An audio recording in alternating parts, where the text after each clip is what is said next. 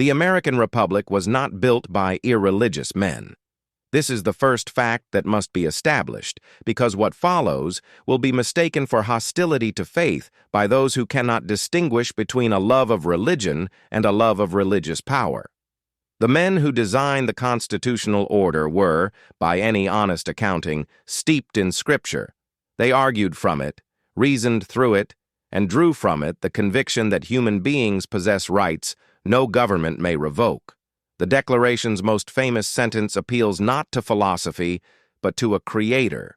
Washington's first inaugural asked the nation to acknowledge the invisible hand which conducts the affairs of men. The moral architecture of the founding is incomprehensible without the Christianity that supplied its materials. And yet, the Constitution these men produced mentions religion exactly twice. The first time, to prohibit its establishment. The second, to prohibit religious tests for office. That is not oversight.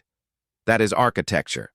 The men who built the Republic on moral foundations drawn from Christianity built the Republic's machinery to operate without it. Not because they thought faith unimportant, but because they understood, with the clarity of men who had studied the religious wars of Europe, what happens when faith gets its hands on the levers of the state. In 1797, the United States Senate ratified a treaty with Tripoli containing a sentence that should be read aloud in every classroom, now being asked to hang the Ten Commandments on its walls. The government of the United States of America is not in any sense founded on the Christian religion. The vote was unanimous. There was no debate.